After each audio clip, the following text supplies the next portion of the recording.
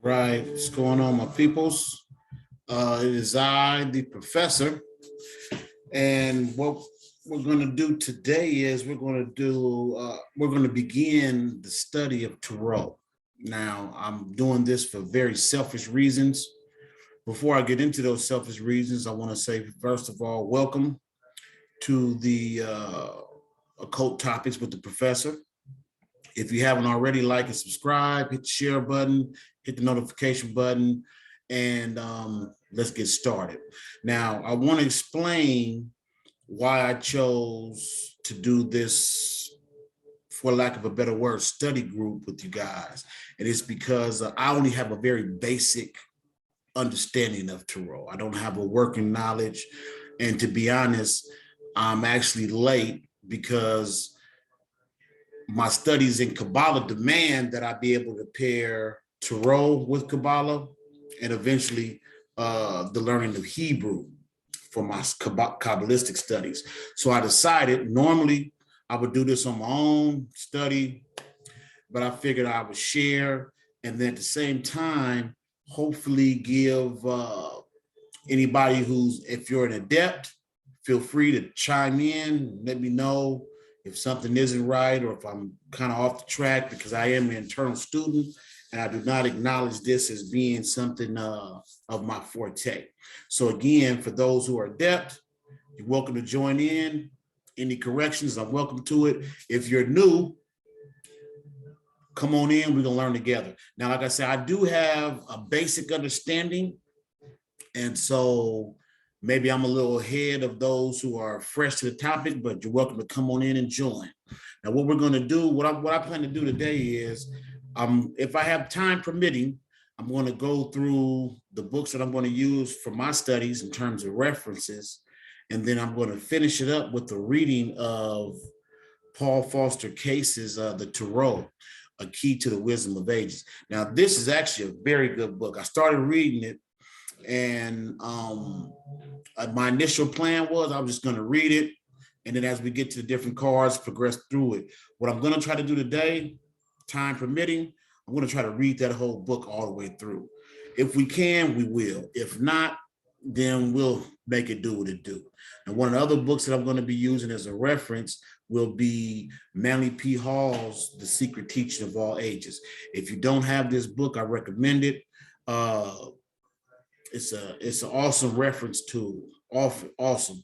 It only gives you a brief synopsis on each topic, but it's one of those reference tools that if you want to go to a specific topic, get the meat of it, and then you can move on. Of course, you can always go through his bibliography and get the information you need. Now, another book that I'm going to be using is my tried and true J.C. Cooper's An Illustrated Encyclopedia of Traditional Symbols. Great reference book for symbols and decoding symbols. Another book that I'm going to be going through today is Teach Yourself Tarot, The Quick and Easy Way by Phillip Cooper. Another dope book. Phillip Cooper, if you're not familiar with him, he makes these topics, especially occultism, metaphysics, he breaks them down to a very simple level, easy to understand. Another book that I plan on referencing is Z's Easy Tarot. Now, with this book, I'm not going to say I don't like it, but in it, she suggests these rituals that you do for tarot, and I'm kind of against sticking to someone else's rituals, mainly because usually they just work for that person. They may not work for me, and I'm pretty good at making up and establishing my own rituals, but still, I'm going to use her book, reference it. I also have some others that's not listed here that I'm not going to break out at this time, but in the future, we will get to it. Llewelyn's Complete Book of Correspondences. This is another good book that shows you all of the correspondences. It is not just for tarot. It shows you, I mean, when we get to it, you'll see. Awesome book, lots of correspondences, great for magical workings. It was designed for Wiccans and witches and things like that. But I'm hoping that for those new, maybe even the adept, it'll help you find the correspondences that correlate to how your mind works, how you click, and how you gather information to lock it in. So it's a really good book. We're going to get to that one also. Godwin's David Godwin's Cabalistic Encyclopedia. Enough said. This book right here, of course, those who may not know, Kabbalah is intricately connected to the topic of tarot. So you can never go wrong having a Kabbalistic encyclopedia. Of course, again, I'm going to definitely go through The Magician by Phillip. As a matter of fact, that's probably the first book I'm going to dive into once we get started. He does have some very good information on tarot. Let's cover it up. We see it there.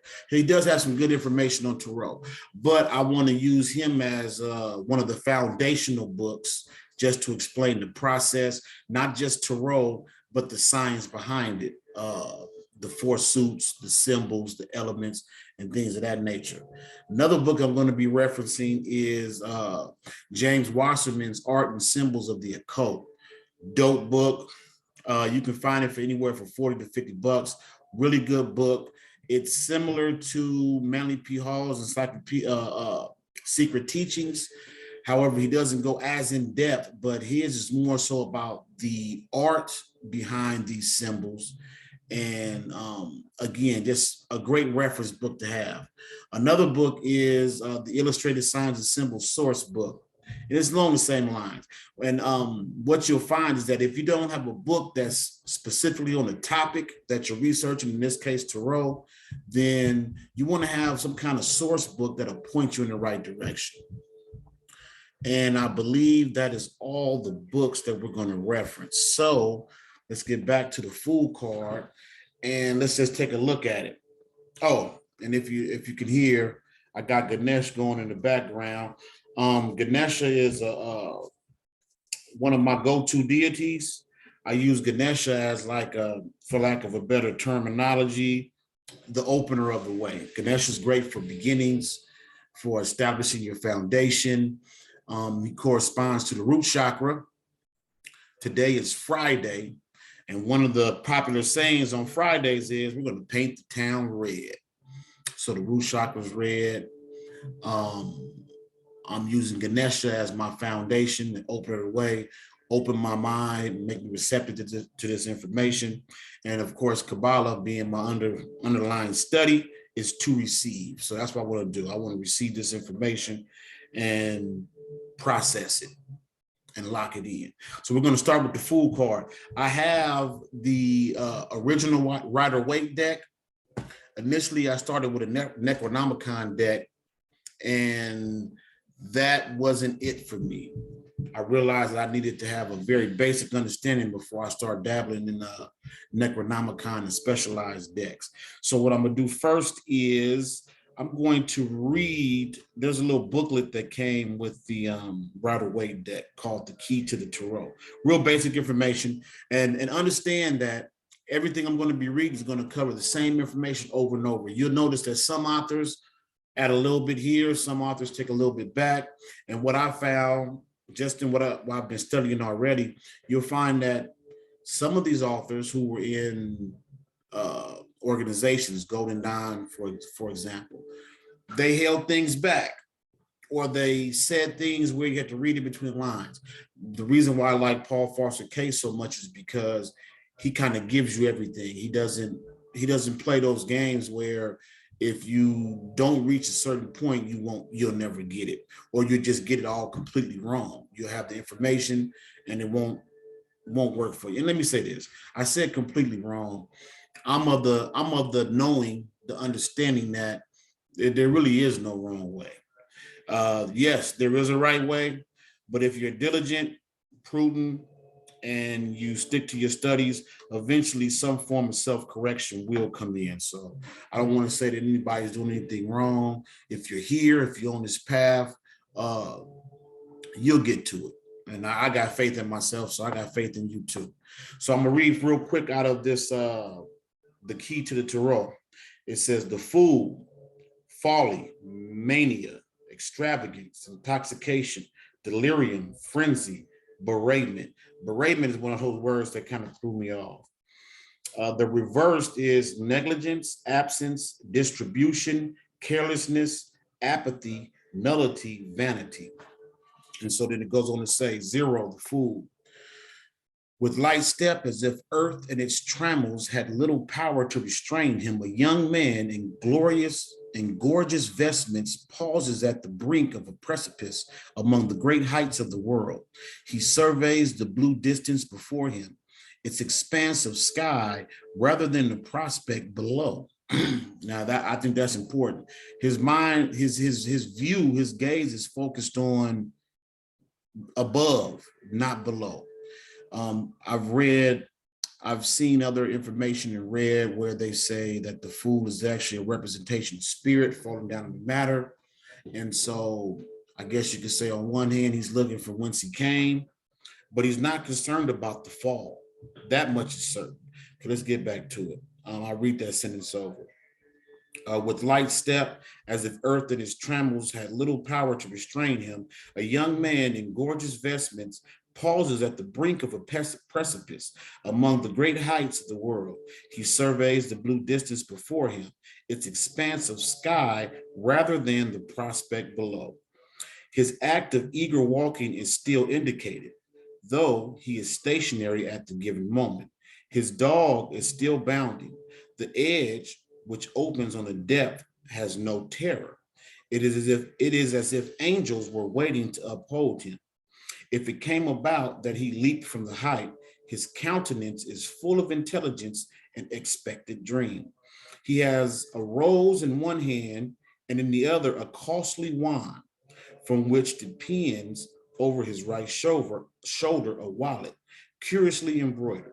He is a prince of the other world on his travels through this one, all amidst the morning glory. In the keen air, the sun, which shines behind him, knows whence he came, whither he is going, and how he will return by another path after many days. I actually think that's pretty dope, just in terms of describing the fool, the number zero. The number zero encompasses all. A lot of people think zero is a negation and it means nothing, but zero actually encompasses all. The symbol zero is actually the same symbol for air. It's just a circle. And now if you look at the symbol, before I move on to the next, before I get into Philip Cooper's book, if you just look at it, we have the rays of the sun.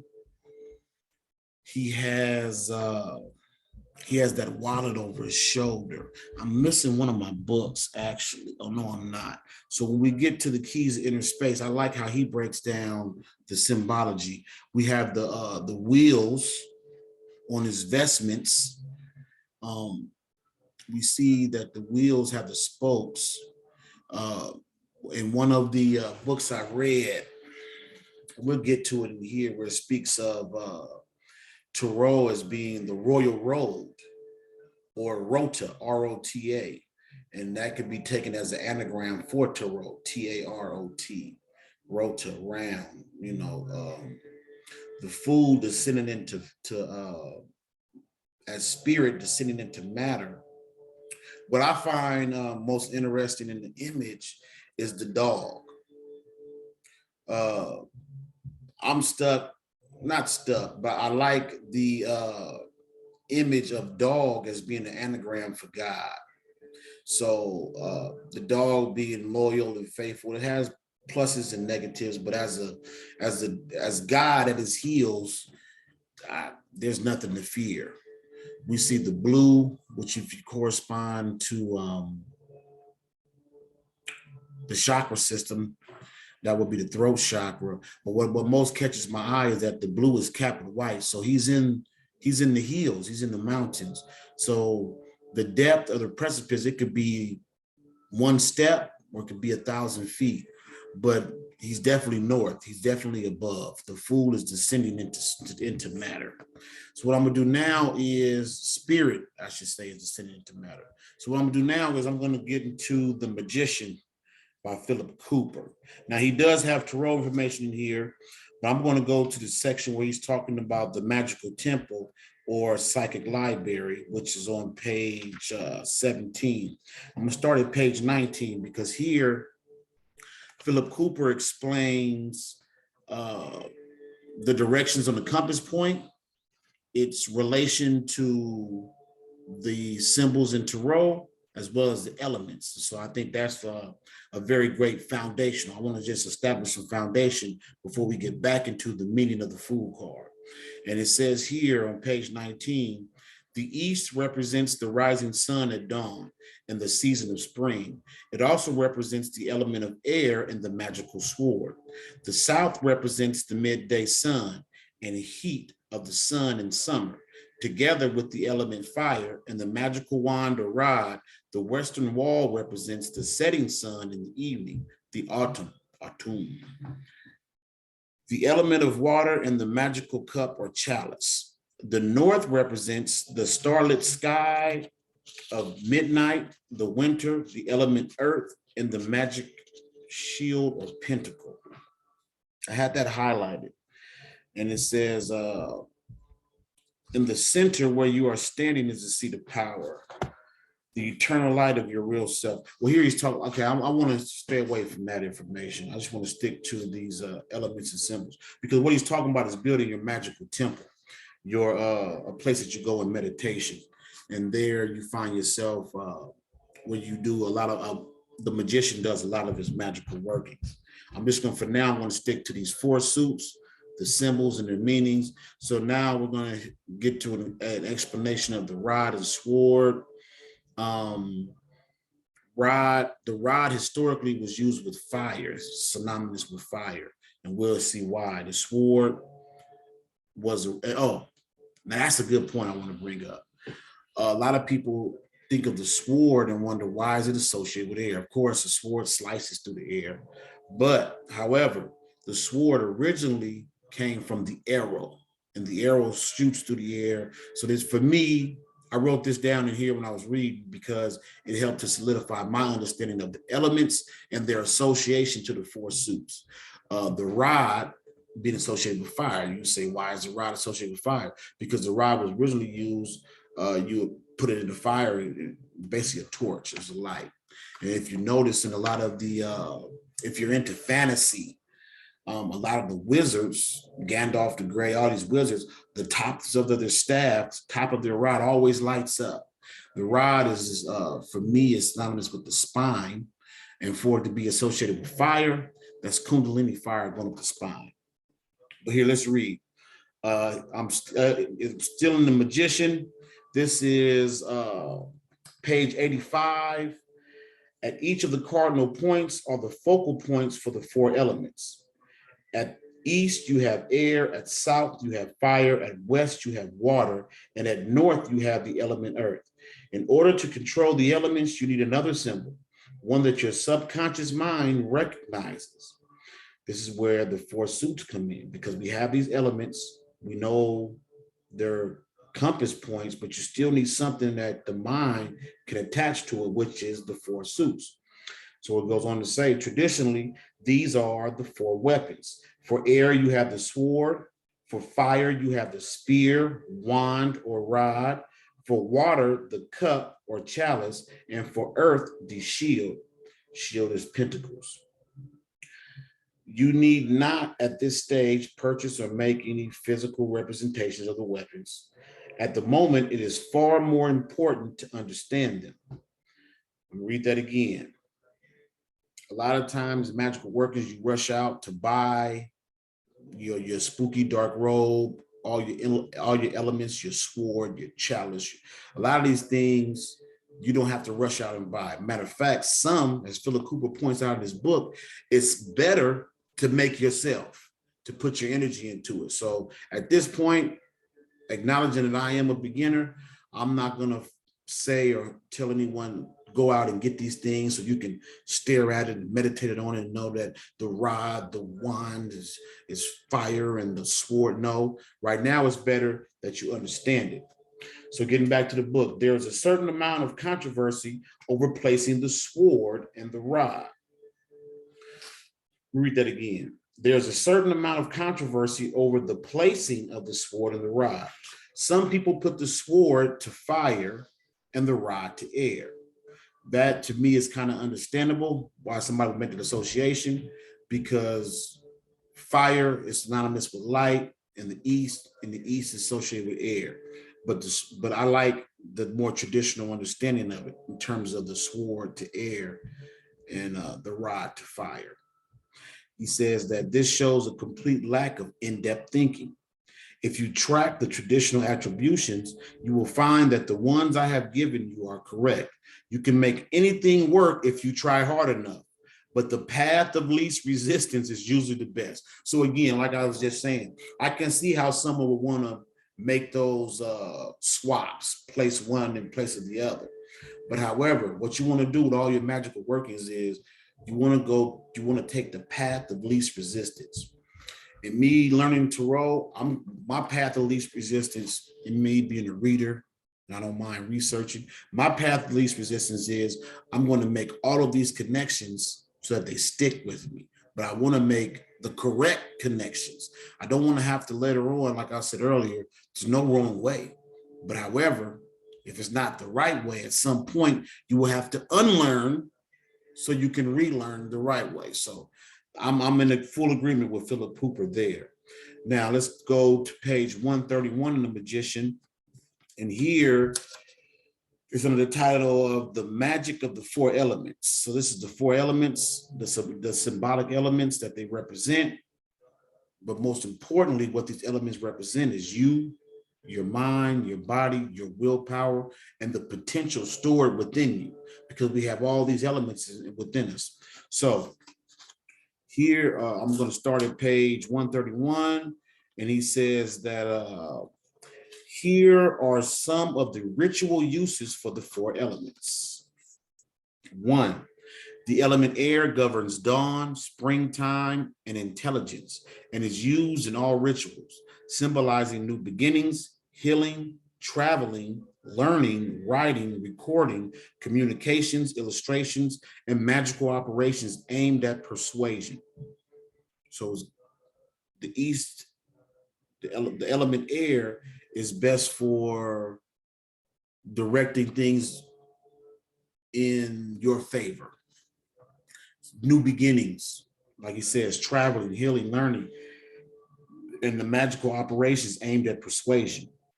2, the element fire governs noon, summertime, and idealism, victory and just conflicts, entertainment and enjoyment, love, gold, riches, and all kinds of luxuries and symbols of power and status. So again, we see the benefits of meditating on, focusing magical workings that surround the element of fire. So 3, the element water governs dusk, autumn, the emotions, specially concerned with cleansing and both invoking and banishing, lower banishing rituals and things of that nature. Childbirth, shipping, the health of women, discouraging unwelcome guests, growing and harvesting crops, and all forms of moon magic. 4, the element earth governs night, winter, and all practical material aspects of life, the home, mining, and minerals, and also the discovery of hidden treasures and all kinds of monetary gain. Now let's go back to the food card real quick. Remember I was saying that those white capped blue mountains or whatever in the background. The element of earth, night, governs night, winter, and all practical matters. So for me, like I said, I saw him as being in the north.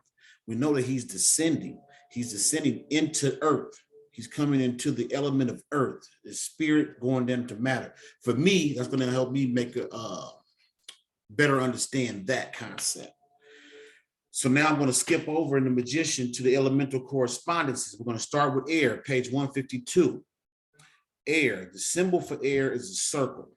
Nothing in the center, not the point within the circle, just the circle. Magical direction, east. Magical weapon, sword. Time of day, dawn. Time of year, spring. Zodiac signs, Libra, Aquarius, Gemini. Key communication, association, thinking. Cabalistic word, absolute. The world of organization, mental activity. Tarot card, the suit of swords. Personal planets ruled by the sword. And here he suggests that you circle the appropriate planets in your birth chart. So again, that's why I like Phillip Cooper so much, because he helped you to make a personal connection to this information that you can apply to yourself and then expand outwards. So, before it was something that caught my attention. Oh, so again, for the symbol air, it's just a circle. The fool is the zero. It represents the number zero on the tarot card. So it's easy to make that association. If I see the fool, the number zero, a circle, those things will come easily for me. And again, we're just covering the foundational information before we dive into the fool. For fire, the symbol is the upward facing triangle. Magical direction is south. Now that kind of makes me think of Egypt, because Egypt had it upper and lower. But the upward facing triangle, if we equated it to Kemet, to Egypt, up is south, up is actually down. And so upper Egypt was south and lower Egypt was north. It just crossed my mind, thought I'd bring it up. The magical weapon is the rod or the wand. Time of day, noon. Time of year, summer. Zodiac signs, Aries, Leo, and Sagittarius. Keyword, direction. Association, being. Cabalistic world, Bria, the world of creativity and desires. Tarot cards, the suit of wands. Now, what I wanted to bring up also, I said that I was studying Kabbalah, tarot, to enhance my understanding of Kabbalah. Now, already we see the four elements play a very big role. And then you have in Kabbalah the four worlds, Absolute, Bria, Yetzirah, and Asaya. So just to show that correspondence. Kind of moving because I kind of want to get to this information. I don't want to, I got to pick up kids. So I got a lightweight time constraint. If I can get through some of this information, what I really want to do is get to that Paul Foster Case book. It's a dope book, but I'm going to still take my time. If I have to, we'll come back and do a part 2, part 3, whatever it takes. Getting back to the element of fire. Again, like I said, tarot card would be the suit of wands. Personal planets ruled by this rod. Again, circle appropriate planets for your birth chart. Sun, Moon, Mercury, Venus, Mars, Jupiter, Saturn, Uranus, Neptune, Pluto. Let me go back because I don't think I read the planets that are associated with the suit of swords. And that is Sun, Moon, Mercury, Venus, Mars, Jupiter, Saturn, Uranus, Neptune, Pluto. Sorry about that. I'm jumping around. But so the water element, the symbol is, it's like a crescent moon, but it's on its back. The crescent is facing up. That reminds me of Shiva. Shiva has that same crescent moon symbol on him. Shiva is a great symbology for the west setting sun. I would say that Shiva as a destroyer, I would say. I could be wrong about that, but that's what comes to mind offhand. Magical direction west, magical weapon, cup or horn. The horn. The horn reminds me of the horn of plenty. The horn of plenty. Gabriel's horn. The moon. Okay. Time of day, dusk. Time of year, autumn. Zodiac signs, Cancer, Scorpio, Pisces. So the moon is definitely correct. Keyword, receptivity. There it is again, to receive, which is Cabalistic in my mind. Association is filling. Cabalistic world, Yetzirah, the world of formation and emotional activity. Tarot cards, the suit of cups. Personal planets ruled by the cup. Sun, Moon, Mercury, Venus, Mars, Jupiter, Saturn, Uranus, Neptune, Pluto. And then we have the element of earth, which symbol is a square. Square always encourages me to think outside the box or of being solely material. It's okay to feel and experience because that's what we're here for. That's what the fool is descending from spirit into matter, is to feel, experience, and to do. What comes to mind for me is in Kabbalah, Asaya, the world of Asaya is known as the world of action, but I've also heard it quoted as being the realm or the place or the world of 1,000 things. You can end up as a dog chasing your tail or chasing cars. But the thing is that you want to be grounded, but not grounded in your physical reality. Nothing wrong with being here. We came here for a reason. We came here to do work. We came here to experience. So there's nothing wrong with being grounded in the moment of being here, you know. But at the same time, understand that you're not limited to just this physical body, which is why we know that the fool, even though he's descended into matter, his gaze is focused above. His gaze is focused on whence he came. I'm going to read one more excerpt out of this magician, then move on to the next. Now here on page 229, we have the Tarot Correspondences and its uses. Dive into that real quick. It says here on page 229, there are hundreds of everyday articles that may be used as aids to ritual. There is, however, one magical aid that is relatively inexpensive and can be carried around wherever you go, and that is a pack of tarot cards.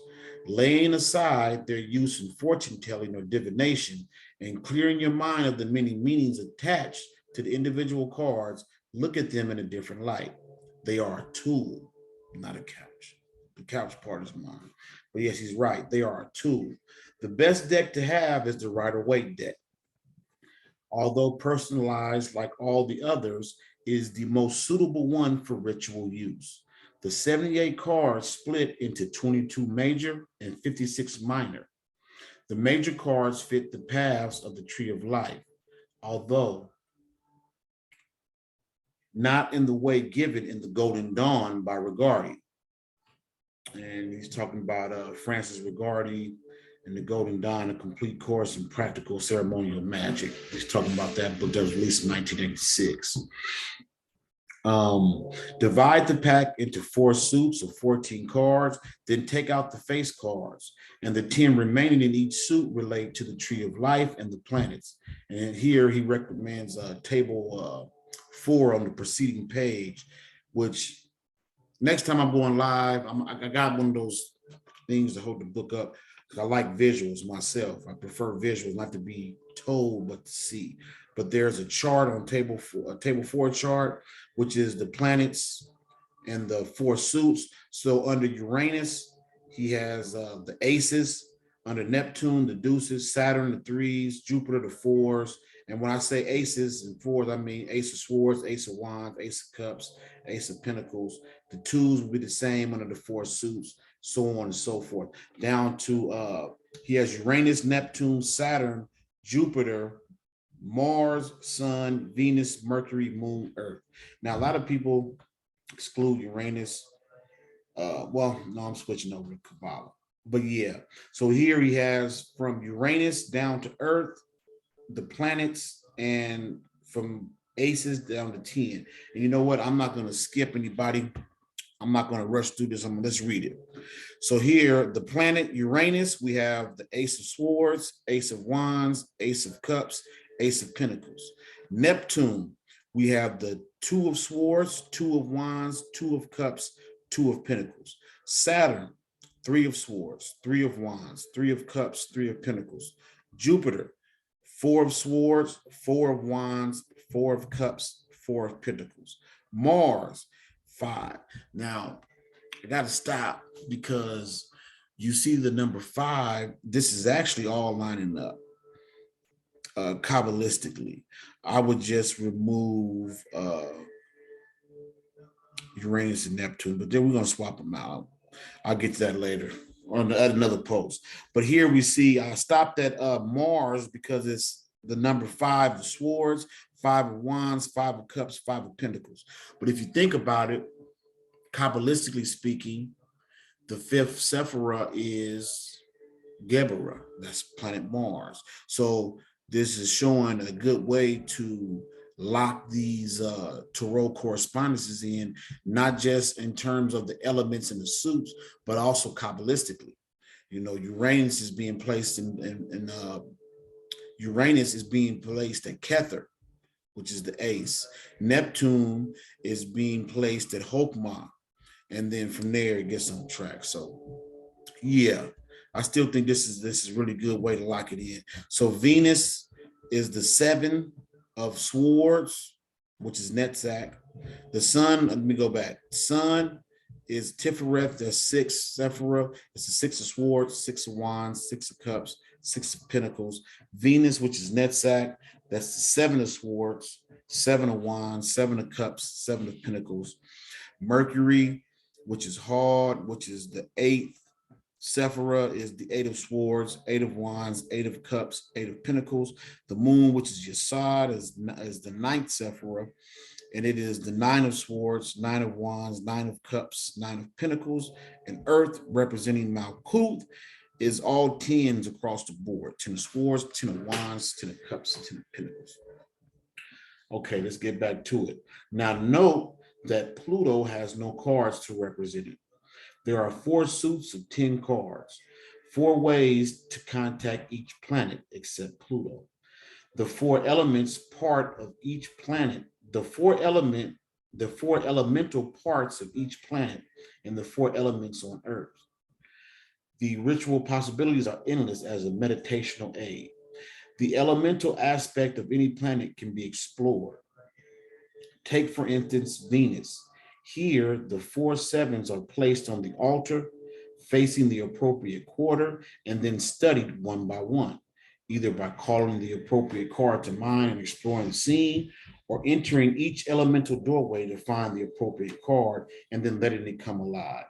Always remember that it is the planet you are contacting in 4 different ways. The cards may also be used as a physical aid to concentration. I'm going to stop. I didn't really want to read that. I don't want to confuse anybody who's just starting out, because The Magician is a book that needs to be read on its own, because what he's discussing here is just meditational purposes, ritual meditation. And he goes on to discuss Enochian magic. Hope I'm not confusing anybody. This is actually the erratic way in which I study. Only difference is I don't have any pen and paper to write down my correspondences, which I'm going to incorporate the next time that we get down. Make sure I have my pen so that I can write down the connections that I make as I read. Now, what we're going to go to next is Wasserman's book.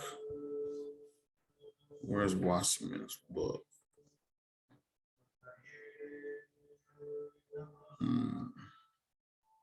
I don't have James Wasserman's book up here for display. All right.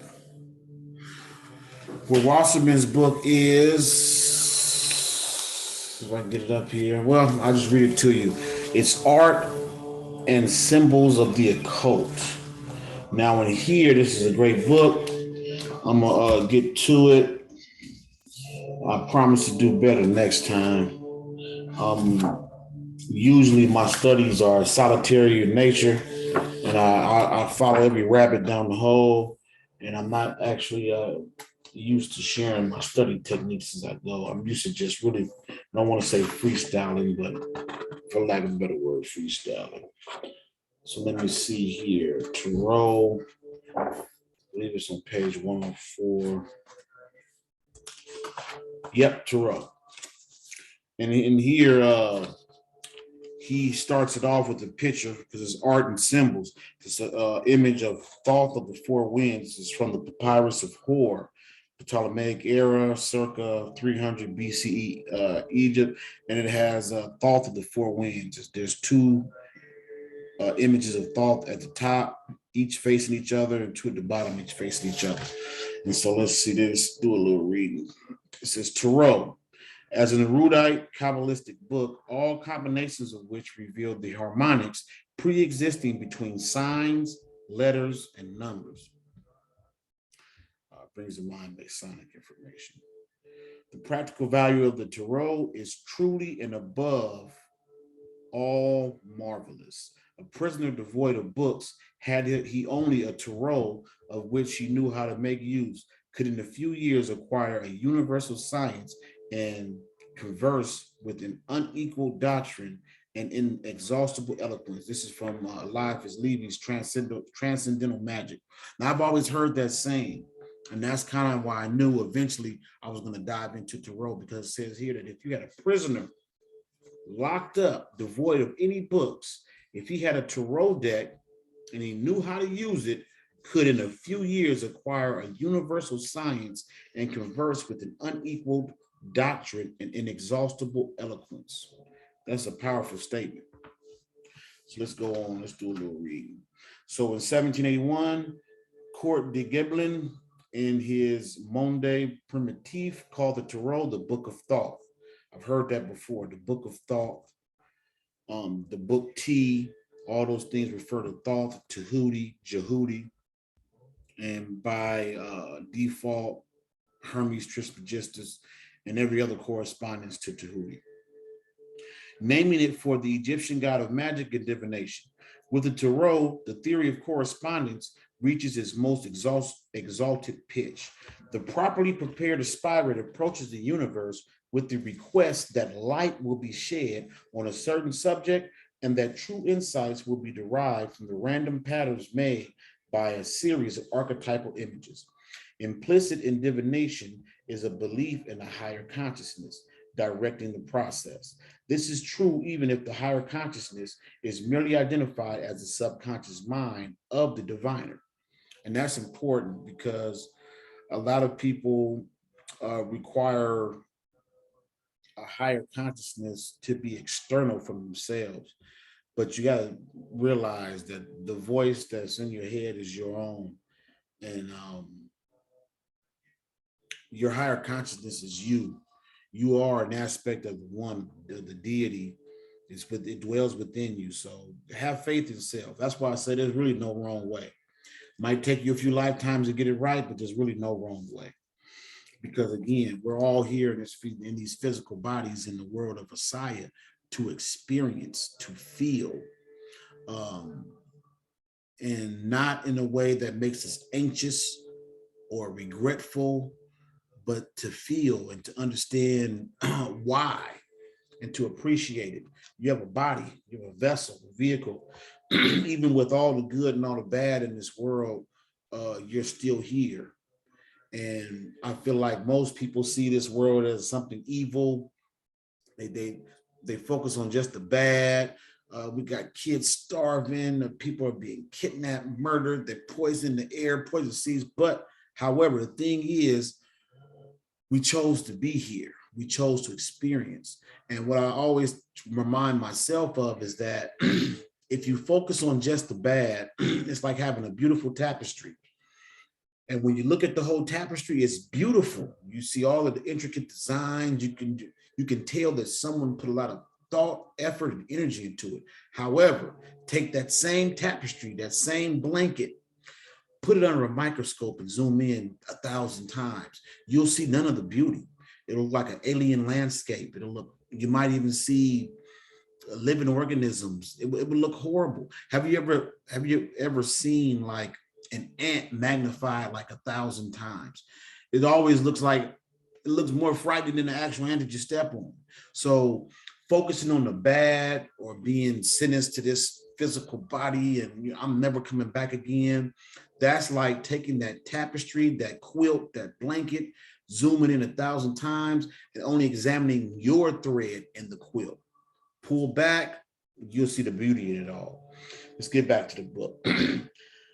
This is again, James Wasserman, Art and Symbol of the Occult, page 105. The Tarot is a resume of the entire spectrum of the esoteric tradition. It is composed of the primary symbols of astronomy. It hints at the truths concealed in alchemy. Tarot meditation makes use of the techniques of magic. The cards function as energy doorways for the focusing of concentration in its structure. The tarot is a schematic representation of the Cabalistic tree of life. Its images depict the psycho-spiritual processes of the initiatic journey. And that's what Kabbalah was for me. And that's why I haven't went straight away from that, at least not yet. It represented an experience that I had that was truly initiatic. Let's get back to it. The cards first appeared in the 14th century. One of the mythical histories of the origins of tarot places its development around the year 1200, after the destruction of the Alexandrian library in the 4th century. Initiates from many different lands and language groups agreed to meet periodically. They chose to hold the council in Fez, Morocco. At the time, the literary and scientific capital of the world. A lot of things came out of Morocco at that time. Showed a migration from Egypt, in my opinion, in terms of information and then of time. I believe that it was understood that we would have time to spend in initiation systems like in the past 49 years to become a graduate of some mystery school. So Fez, Morocco played a key part in that. Here they determined to enshrine the secret teaching in as universal a fashion as possible. They chose the form of pictures linked by the science of numbers. Now, this to me brings to mind C. Freeman and what he said about the Sufi and how they could communicate in ways that didn't require words. So let me finish reading. They determined that the best way to guard and keep secret the mysteries was to profane them. In other words, the best way to hide this secret information is to make it occult, to make it hidden before your plain eyes. And in the case of tarot, it was made into a deck of cards. Nothing nefarious about that, right? So it says, that is, to disguise the wisdom teaching of the ages as an ordinary pack of playing cards, which could be used for both divination and gambling. They also decided to pass these cards and some of the secrets of their use in divination to the nomadic gypsies. Of course, you have to understand, it's been pointed out over and over again that gypsies were just nomadic Egyptians. This has been pointed out in several books. These wanderers would cross and recross the known world, bringing the cards with them, thus preserving the hidden knowledge. Like the Kabbalah discussed in chapter 2, the tarot is divided in groups of 4, 10, and 22. So we know that's the 4 suits. Then we have the 10, which is the aces through 10, and then we have, which is the removal of the face cards, and then 22. Again, I'll take it back to Kabbalah, also to the Hebrew language for the 22, which I'm pretty sure he's going to get to that in a minute. There are 4 suits, within each of which are 10 small cards numbered ace through 10. These 40 small cards are called the minor arcana or lesser mysteries. Each suit also has 4 court cards, numbering in total 16. Finally, there are 22 trumps or major arcana, greater mysteries, corresponding to the letters of the Hebrew alphabet. And so for me, whenever I think of that, we have the 4 worlds, the 10 sephira, 22 paths. 22 paths are based on the 22 letters of the Hebrew alphabet, 4 mother letters, 7 double letters. I believe he's going to get to that as well. I lost my train of thought, but yeah. So I just wanted to point out that for me, this solidifies the connection between Kabbalah and tarot. I also have the book on path working that I'm incorporating into my study of Kabbalah and tarot, because each of those paths are designated a number and a tarot card in the Hebrew alphabet. So let's get back to it. Following are brief descriptions of the meanings of the cards divided by group. It will help to refer to the chapter on Kabbalah and to the Tree of Life diagram on page 33. during the following discussion. Also, some excellent tarot books are recommended in the reading list on page 127, which I will get to before I move on to the next book. The mystical golden dawn titles of the tarot cards are presented to give the reader a sense of deeper esoteric significance of the cards and to suggest a direction for meditation. These names are derived from Book T. Again, remember, Book T does not stand for Book Tarot, it stands for Book of Thought. The Secret Golden Dawn Instruction on Tarot, written by S.L. McGregor Mather. Okay, the four suits. We have the element, magic power, part of self, and area of life. One moment. I want to start this over. So I'll make sure I don't miss this good Ganesha in the background. It only plays for an hour. We haven't got to an hour yet, but I want to make sure we keep rolling. Okay, the four suits. Wands, fire, to wheel, the wheel, career, goals, energy. Cups represent water, to know, the emotions, love, family, pleasure. Swords, air, to dare. To dare is into challenge. The mind, ideas, challenges, troubles. Discs, earth, to keep silence, the body, finances, material matters. So we have wands, cups, swords, discs. Discs are pentacles or shields.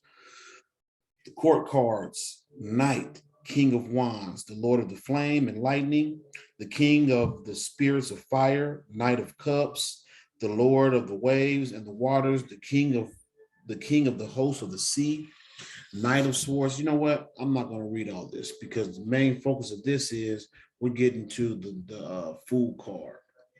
As I progress through the cards, this is an ongoing thing. This is going to be at least 78 weeks. So every card, I'm going to refer to these same books and read their correspondence.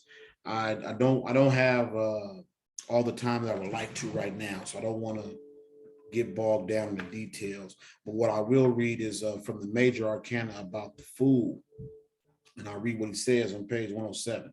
The Major Arcana, Hebrew letter and English meaning attribution of the Sefer Yetzirah. Note, the Sefer Yetzirah, an early Cabalistic text discussed in chapter 2, assigns elements, planets, and signs to each letter.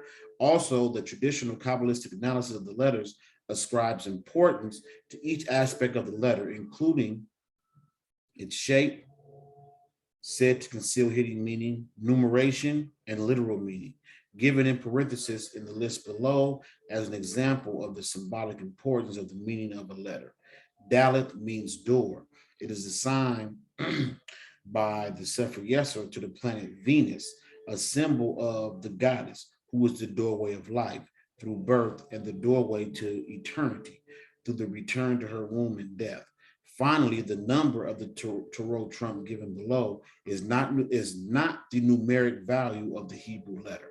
So again, the Hebrew language, again, is signs, it's the actual letter, and then you have a number.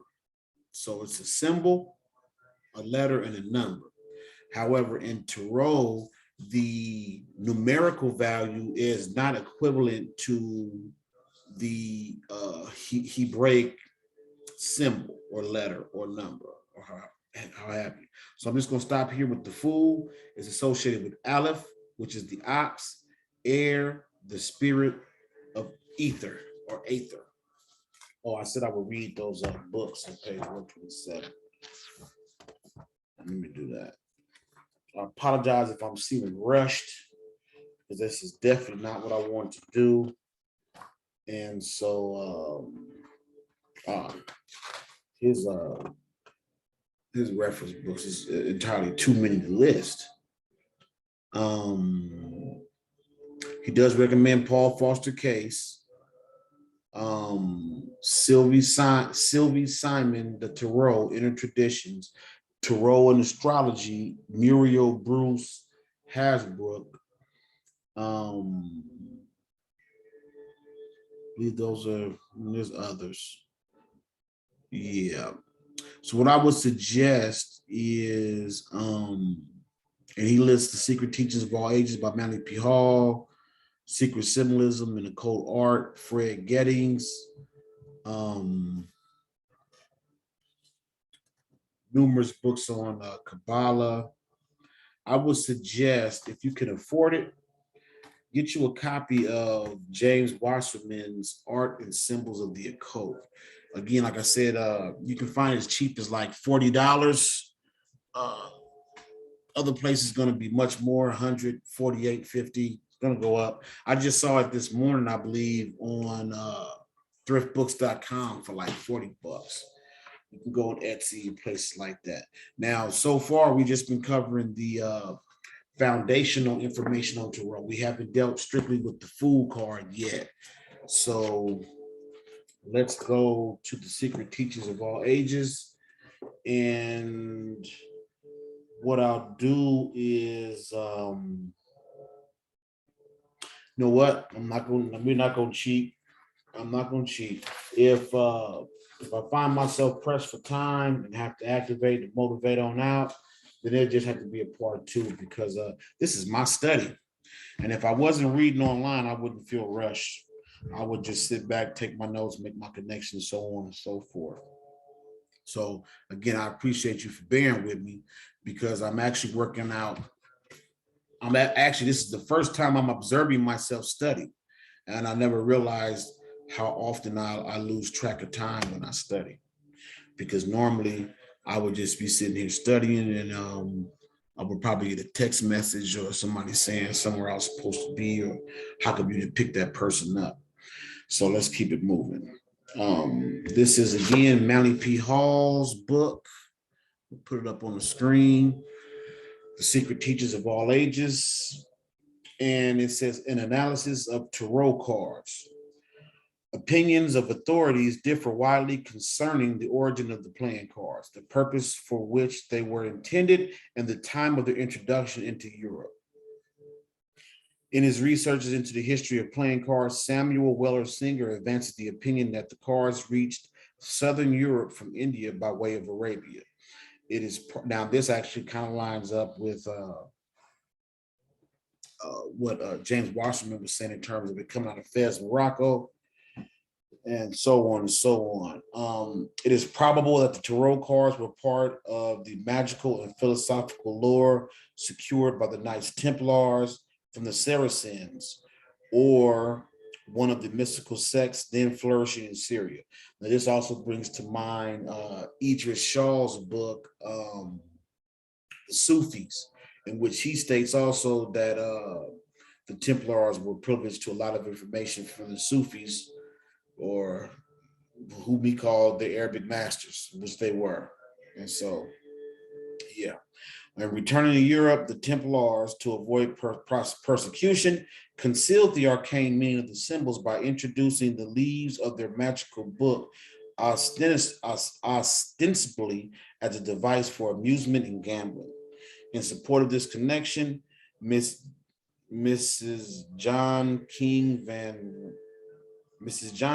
van Rensselaer states that cards were brought by the home returning warriors, who imported many of the newly acquired customs and habits of the Orient, which is the East, where you orient yourself, the East, or the rising sun, which is known as Asia, all those countries, to their own countries. Seems to be a well-established fact, and it does not contradict the statement made by some writers who declare that the gypsies, who about the time began to wander over Europe, brought with them and introduced the cards, which they use as they do at the present day for divining the future. And it says, see the devil's picture books, which is what the tarot was originally called by the uninitiated in the church. Through the gypsies, the tarot cards may be traced back to the religious symbolism of the ancient Egyptians. In his remarkable work, The Gypsies, Samuel Roberts presents sample proof of their Egyptian origin. In one place, he writes, when gypsies originally arrived in England is very uncertain. They are first noticed in our laws by several statutes against them in the reign of Henry VIII, in which they are described as an outlandish people, calling themselves Egyptians. I just said that too. Who do not profess any craft or trade, but go about in great numbers. ... A curious legend relates that after the destruction of the Serapeum in Alexandria, the large body of attendant priests banded themselves together to preserve the secrets of the rites of Serapis. Their descendants, gypsies, carrying with them the most precious of the volumes saved from the burning library, the Book of Enoch or Thoth, the Tarot, became wanderers upon the face of the earth, remaining a people apart with an ancient language and a birthright of magic and mystery. Court de Llewelyn believed the word tarot itself to be derived from two Egyptian words, tar, meaning road, and ro, meaning royal. Again, that's where you get the meaning where people say the royal road. They refer to tarot as the royal road. And this is showing, Court de Llewelyn is showing that this is, actually it shows a correspondence to two Egyptian words. Thus, the tarot constitutes the royal road to wisdom. See Le Monde Primitif. In his history of magic, P. Christian, the mouthpiece of a certain French secret society, presents a fantastic account of a purported initiation into the Egyptian mysteries, wherein the 22 major tarots assume the proportions of trestle boards of immense size and line a great gallery. That would have to be dope. If you blew up those cards to the size of a trestle board, of basically a painting, in matter of fact, immense gallery size, and then stopping before each card in turn, the initiator described its symbolism to the candidate. That would be a dope little initiation. I agree. Edward Shure, whose source of information was similar to that of Christians, hints at the same ceremony in his chapter on initiation into the Hermetic mysteries. See the Great Initiates. While the Egyptians may well have employed the tarot cards in their rituals, these French mystics present no evidence other than their own assertions to support this theory. The validity also of the so-called Egyptian tarots now in circulation have never been satisfactorily established. The drawings are not only quite modern, but the symbolism itself savors of French rather than Egyptian influence. So again, all attempts to nail down the origins of tarot really have not been met with any satisfactory or solid information.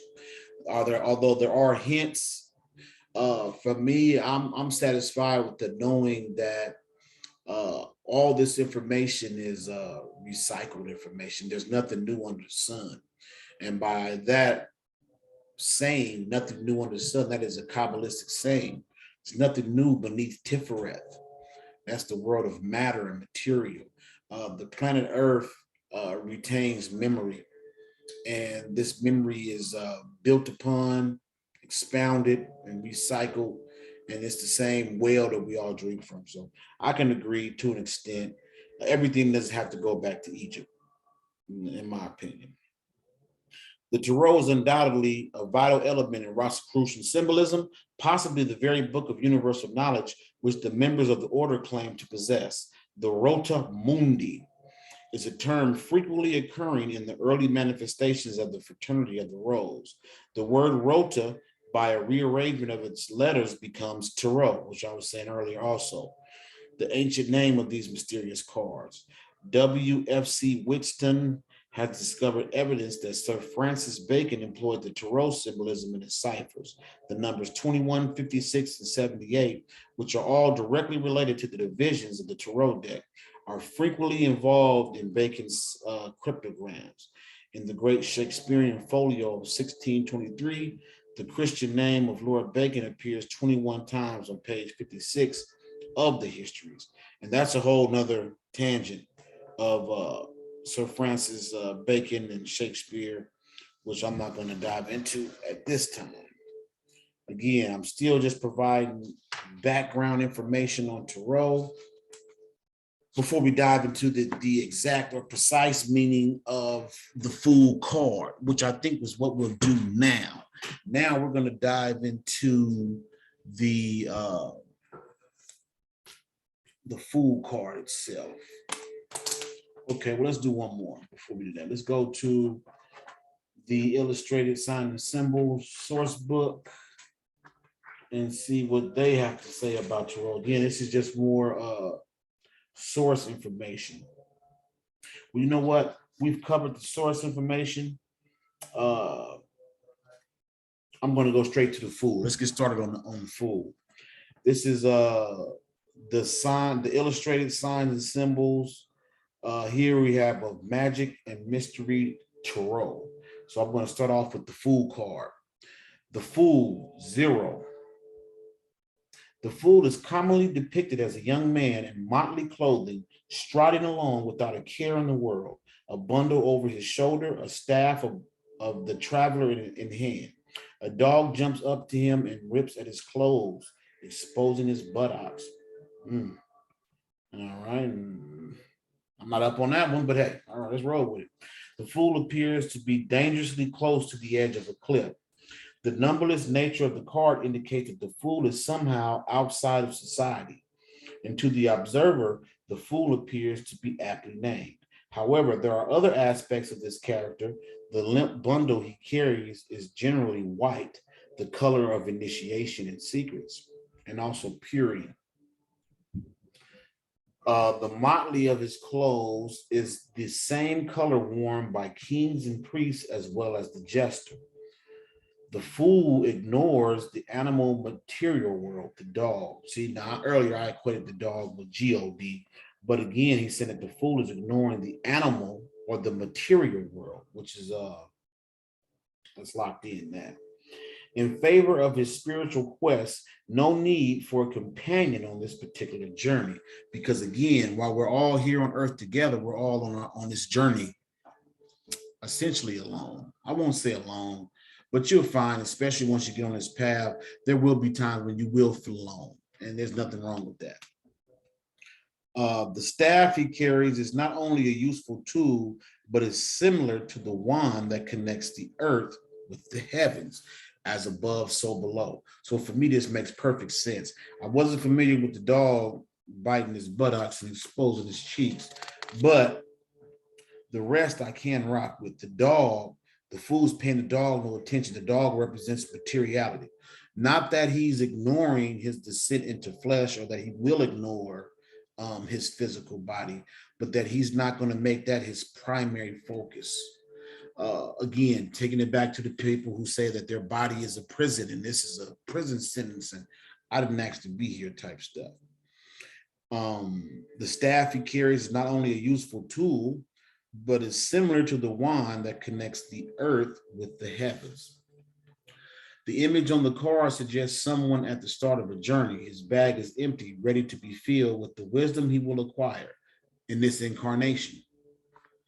And I personally believe that we all live several incarnations doing one life. Not all, but some do, myself included.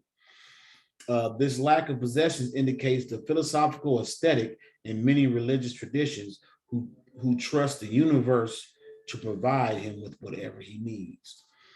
And that's similar to the Bible, where it says that if God, provides for the birds, and he got your back. So basically, pack light. The Fool is striding forward into the unknown. The 0 speaks of potential as well as of completion. And that's what a lot of people don't realize about the number 0, is that it does represent potential, because within 0, all of the numbers are contained, but also completion. But we're talking cycles. I'm making references to reincarnation. Completion is actually just another beginning. We talked about the 4 worlds of Kabbalah. Each world bleeds one into the next. Each Sephira in Kabbalah, while we see them physically as being separated, there's no space in between those circles. It's like you could say that they're separated by the space of a thought, however wide that might be, I guess. The Fool is the only character from the major arcana that retains a place in the more mundane playing cards. appearing as the card that can replace any other. His multi-hued clothing gives him a chameleon aspect. So, or else upset the balance. So again, the Fool is really the only one that made its way into the playing card, which is the Jester or the Joker. Here's a reminder of the spiritual nature of life's journey, and his story unfolds throughout the rest of the tarot cards. So the tarot cards can be said to be a representation of the Fool's journey. We are each the Fool, and then the tarot is exemplifying or magnifying that role that we're about to play. So let's go here to my next book I'm going to use. Now we're going to focus strictly on the Fool at this point. And we're definitely going to have a part 2.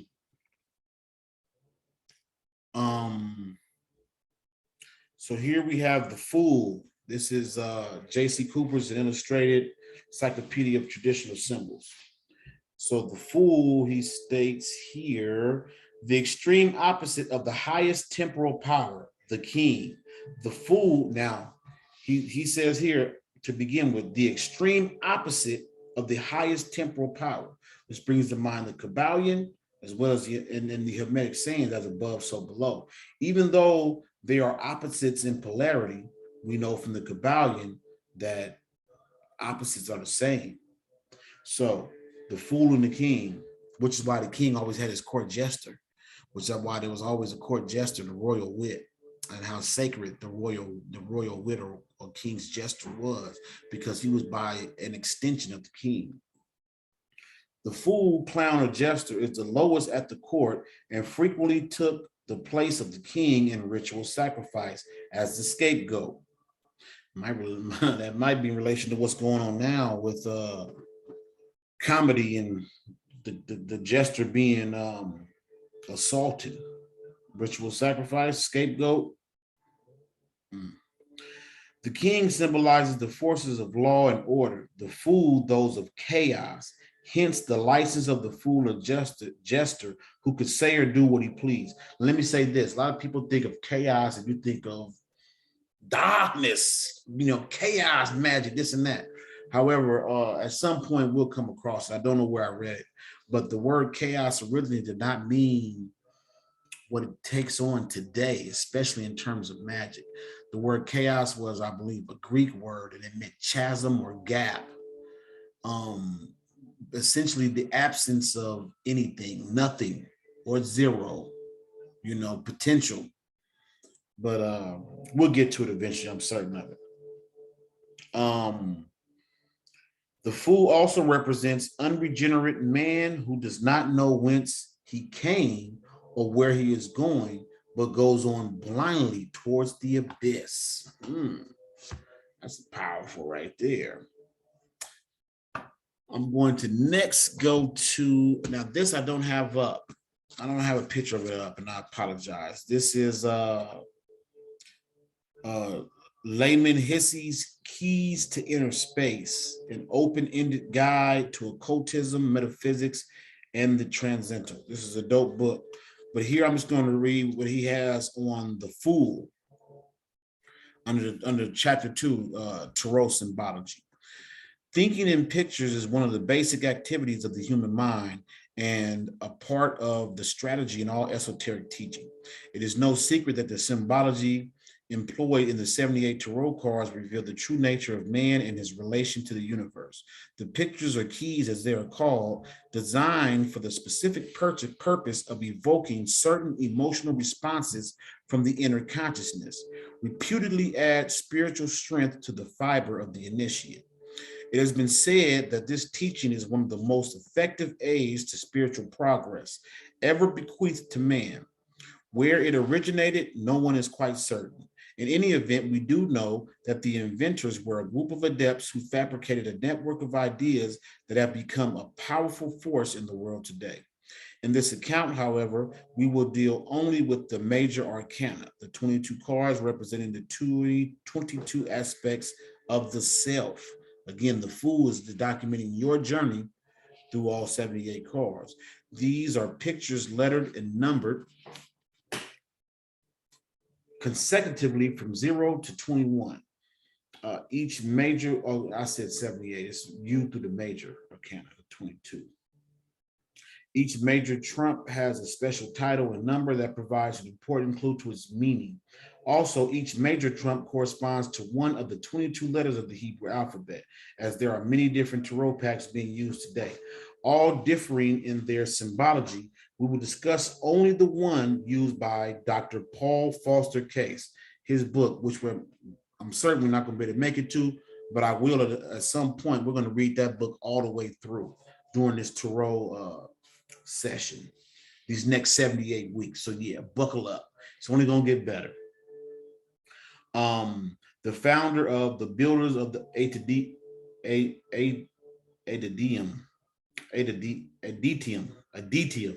I don't know why I couldn't pronounce that. The builders of the Aditium, which is BOTA.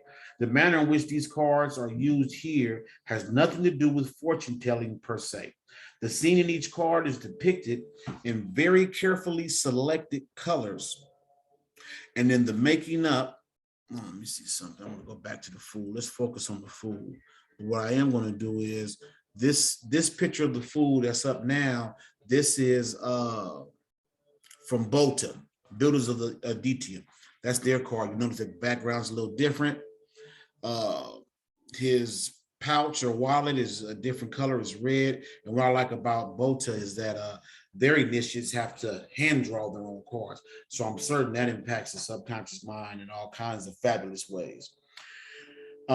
These strangely beautiful cards in colorful symbology convincingly reveals the relationship between God, man, and the universe, as well as providing stimuli to the adept's imagination. The impact of the colors on the inner sensorium is highly significant. Also provided is a communication system sufficiently flexible to allow each adept to use it to express his ideas of an operative cosmic principle brought to a personal level. Thoughts can be exchanged without the necessity. Thoughts can be exchanged without the necessity of either the spoken or written word, which goes back to Eliphas Levy's proclamation that if a person was locked in a prison cell, had the right understanding of tarot, in a few years he would come out master of the universe. Now, the wisdom schools of ancient China used a simple system of numbers and letters in pictograph form to hold the student's mind to one point. In like manner, the early designers of tarot used a book of pictures whose combinations tied together the occult harmonies of associated ideas with their numbers and letters. These were designed not only to fit in with men's daily problems and other activities, but to be used as a means of communication during times of persecution and political unrest. We know how difficult it is to keep a single image before the mind's eye without some external aid. The Hindus and Tibetans made pictures on silks and elaborately designed fabrics called mandalas, which they used as aids to prayer and concentration. The ancient proverb, one picture is worth 10,000 words, might apply directly here, as each tarot card, when one begins to understand the symbology, might carry as many as 25 associated ideas multiplied countless times. By your observing any one of the 22 cards for a few moments, impulses are relayed to the subconscious while you remember that each card is one aspect of YOU, of you, or YOU can also be transliterated as your own universe. So just staring at the cards and meditating on them can produce fabulous results and impact the subconscious mind. Holding any one of these cards in your mental field steadily, even for 2 or 3 minutes, has a definite impact. The focus of attention is one of the prime requisites in tarot, a one-pointedness that is necessary for the subconscious to reassemble ideas that are already there. Because it's already in you. It's not on you. It's in your DNA. It may not be your time to wake up. It may not be your time to grasp it completely, but it's in you. That's why the word education that we use derives from the Greek word, I believe it's educare, which is to draw out. No one teaches you. People help to draw out what's already within you. The Tarot is virtually a textbook of ageless wisdom. Alive as Levy, famed Kabbalist of the last century, writes, a prisoner devoid of books, had he only a Tarot of which he knew how to make use, could in a few years acquire universal science and converse with an unequaled doctrine and an inexhaustible eloquence. The distinguished Russian philosopher P.D. Ouspensky, author of Tertium Organium and well-known disciple of Gurdjieff, has this to say about the Tarot. There are many methods of developing the sense of symbols in those who are striving to understand the hidden forces of nature and man, and for teaching the fundamental principles as well as the elements of esoteric language. The most synthetic and one of the most interesting of these is the Tarot. The Tarot represents a summary of hermetic principles of Kabbalah, alchemy, astrology, and magic with their different divisions. All these sciences really represent one system of a very broad and deep psychological investigation of the nature of man. And that's something else I always say, is that for the most part, magic is just psychology. That's why it's know thyself in a very honest way. And the rest of the saying is, you will know the universe and its gods. It is interesting to note that the word rota, Latin for wheel, by rearranging of its letters becomes Tarot, T-A-R-O. It is an artificial word symbolic of the wheel of human life and represents the laws governing all phenomena whose numerical values are equal to its. Wait, let me go back. I want to start that over. It is an artificial word. He's talking about Tarot, T-A-R-O, symbolic of the wheel, because that's where we get rota from, rotund, rotundra, round. So he says it is Tarot, which is an anagram for rota, R-O-T-A, which we also know means the royal road. It is an artificial word symbolic of the wheel of human life and represents the laws governing all phenomena whose numerical values are equal to its numerical equivalents, the law of correspondence. And if you look at the image of the fool, he has those rota, he has those rounds on his body. And actually, I believe he has the 10 circles with the red in it. I believe there's 10, one for each sephira. And the color red, of course, is actually assigned to Asaya. I know I got the Ganesha music playing in the background, the root chakra, material world, being grounded, dropping into the flesh. It all applies. It is believed that some of the major trumps portray incidents from the book of Revelations, which perhaps by no coincidence is divided into 22 chapters. The book of Revelations in Tarot. Who would have thought that? The same as the number of letters in the Hebrew alphabet. Again, you should have thought that, I guess, because the 22 letters of the Hebrew alphabet correspond to the 22 major arcana. One of the most mystifying cards in the first, number 0, ineptly called Le Mat, or the Fool. Controversy still reigns as to the correct placement of the card in the deck. The major cards cannot be synchronized without first fixing the correct placement of the unnumbered cards. However, if the natural order according to the Pythagorean system is adhered to, the 0 card must naturally precede the number 1. 0 is a symbol of the absence of quality, quantity, or mass, and thus denotes absolute freedom from any limitation. It transcends all imaginable and unimaginable possibilities. It is a sign of the infinite and eternal conscious energy, indicative of the I am consciousness. That was fire. That was fire. 2 sentences of fire. I'm going to read that again. 0 is a symbol of the absence of quality, quantity, or mass. Now, what brings to mind in this, 0 applies to the Kabbalistic world of absolute. Absolute is the world of spirit, mental, no form. Potential is definitely, yeah.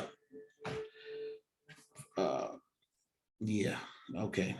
So now I definitely have a better understanding of the Fool card and its reversed aspects, because it can be in the negative as well, because it says here zero is a symbol, the absence of quality, quantity, or mass, and thus denotes absolute freedom from any limitation. It transcends all imaginable and unimaginable possibilities. It is a sign of the infinite and eternal conscious energy, indicative of the I am consciousness. It was believed by the ancient priests that the entire mystery of the tarot is wrapped up in the symbology of the first key. That I can agree with, because that's the nature of consciousness. That's actually the nature of Kabbalah. Everything unfolds once Kether emerges as the first emanation from Ein Sof and Ein Sof all of the other Sephiroth emerge from it. And it's the same with the Fool card. And that's why it's placed before the number one card, the Magician. Take a look at this jaunty figure, which is the Fool we got right here, which is about to step into the supreme adventure, to pass through the gates of divine wisdom.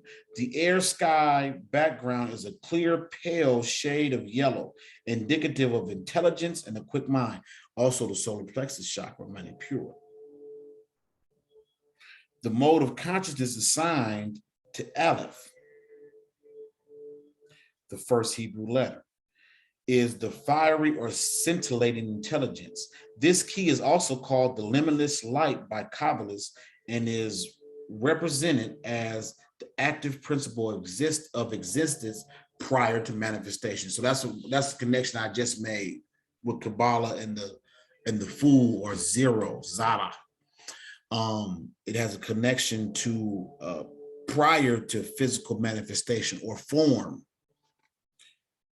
The jagged peaks outlined against the sky are snow-capped, while the remainder shown in the picture is a soft violet. So he's definitely using the Builders of Adidium Fool card. He says soft violet, because the Rider-Waite deck, it's a soft blue. Here, the mountains represent the abstract mathematical conceptions that are behind all knowledge, which is what mountains represent. If you look in symbology real quick, mountains usually represent the head, everything above the shoulders. I'm gonna grab the J.C. Cooper's book real quick, and I read real quick what mountains mean. Remember Atlas and people like that carry the world on their shoulders. I'm gonna read this real quick.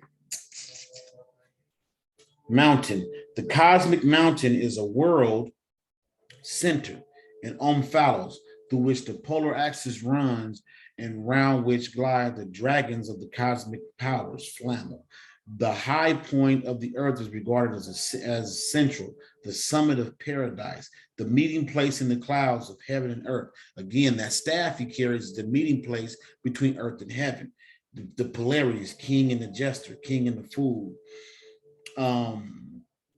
As axial and central, it provides passage from one plane to another and communion with the gods.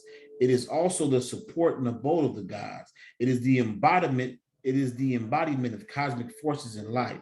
The rocks are bones, the streams blood, the vegetation the hair, the clouds the breath. The mountain symbolizes constancy, eternity, firmness, stillness. Mountaintops are associated with sun, rain, thunder gods, and in the early traditions, the feminine godhead. The mountain was the earth and feminine, and the sky, clouds, thunder, and lightning as the fecundating male, which makes sense. Clouds and rain drop down on the mountains. Storks with their storks delivering babies that look like drops of semen, so it all makes sense. 1 second. All right. So let's get back to it. That's enough for mountains. But you see what mountains represent: knowledge, heights, a connection between divinity in man, and so on and so forth. Where we at? The white radiating sun. Again, the builders of the DTM, they have a different card for the fool, even though it's still white. You can see it here versus the builders of the DTM there. Just a few differences, but I believe they're key and crucial. The white radiating sun, partly shown in the upper right-hand corner of the tableau, refers to the one force, the universal radiant energy that is concentrated by and radiated from all the suns in the universe. This is the limitless light, Kabbalah, preceding all beginnings, Ein Sof, and Ein Sof Er. And is in no way limited to name or form. Aleph, meaning ox or bull in Hebrew, is also referred to as the origin of the swastika, which symbolizes the whirling forces of the fiery substance or energies in which man dwells. It is the cross in action and manifestation. Yeah, the swastika is a powerful symbol. It actually equates to the biblical story of the four-headed creature with the head of an ox, a man. What is it? Man, ox,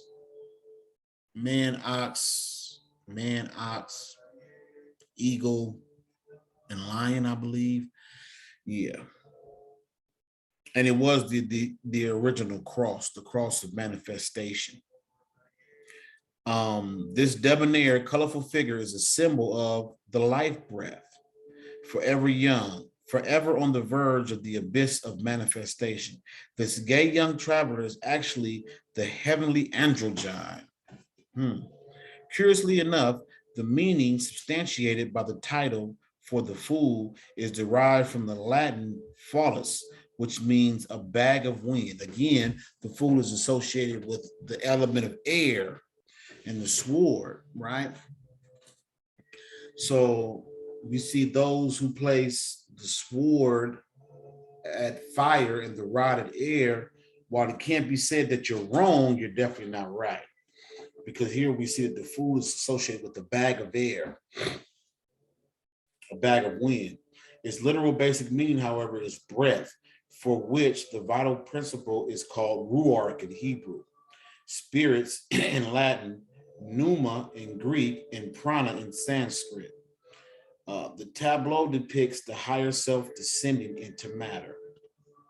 The inner robe of this confident and joyous figure is a dazzling white. Let's go back to the Rider-Waite. Oh, we see the white sleeves. Yeah, the inner workings of his robe, white sleeved. Representing the light of perfect wisdom, etched and barely visible in the folds at the neck of this white garment are the Hebrew characters of the divine name of Jehovah. There's no way for me to blow. Oh, you can see it on his builders of Aditium. You can see Yod Hey Vav Hey on his neck. It's not there it's to be imagined, but you can see it there. Yod Hey Vav Hey. But let's keep it going.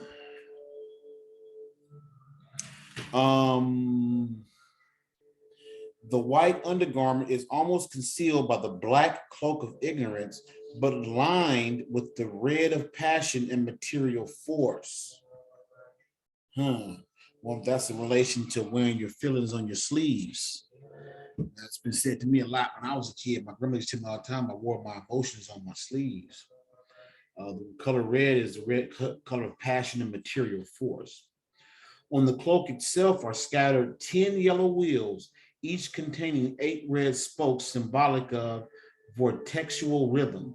Around each wheel are 7 green foils representing organic life in the vegetable kingdom. As you will see, Tarot symbolism is almost inexhaustible. A lifetime study would not bring out everything that is discoverable in any one key. When you know the key, it will talk to you while you listen.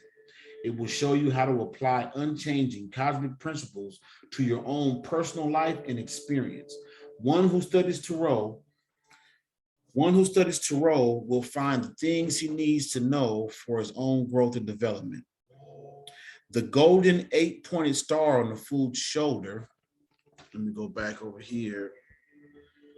It's not too evident in this Rider-Waite deck, but you can see it clearly on the Fool, the Builders of Adetium Fool. The golden 8-pointed star on the Fool's shoulder rests just below a silver crescent. These two symbols refer to the hot electric solar currents of Surya, and to Raya, the cool, the magnetic current of the same prana that will be discussed in a later chapter. These elements are active in the nerve currents of the physical body.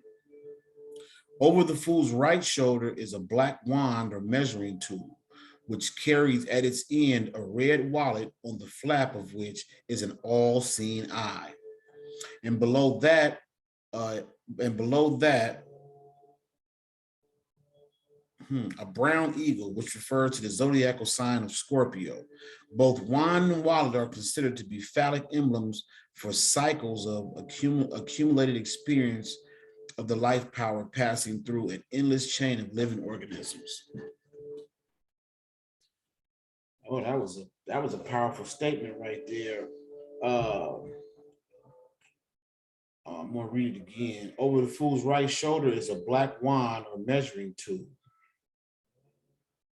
which carries at its end a red wallet on the flap of which is an all-seeing eye. Below that, a brown eagle, which refers to the zodiacal sign of Scorpio. Both wand and wallet are considered to be phallic emblems for cycles of accumulated experience of the life power passing through an endless chain of living organisms. The white cultivated rose in the Fool's left hand indicates freedom from lower passions I'm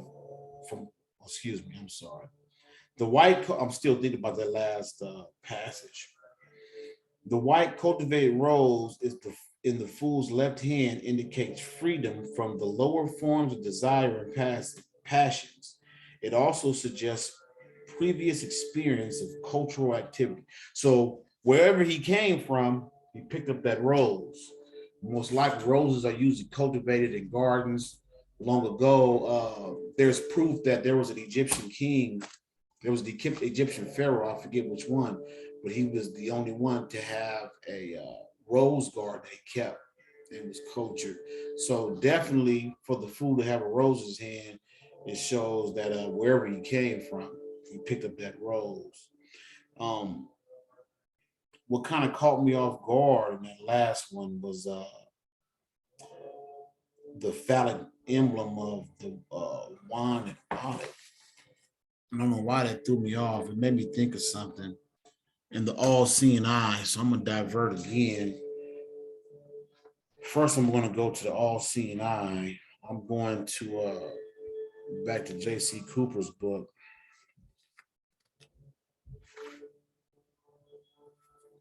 Something about that just kind of threw me for a loop. It made me flash back to some Masonic information, but it was something else.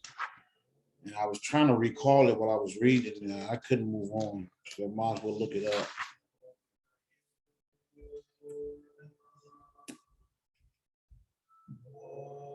Get out. He doesn't have an all-seeing eye here? That sucks. That sucks. All right, let me try the other book. Sourcebook, I know they have it in here. Let's go to the Sourcebook. Find all-seeing eye. I hate to digress like this and divert, but something about it, or if I have to, I'll look it up on my own. Maybe I'll bring it up later.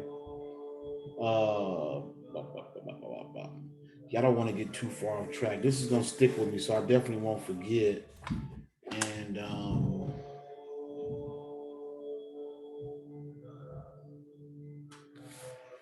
let's see, all-seeing eye, page 17.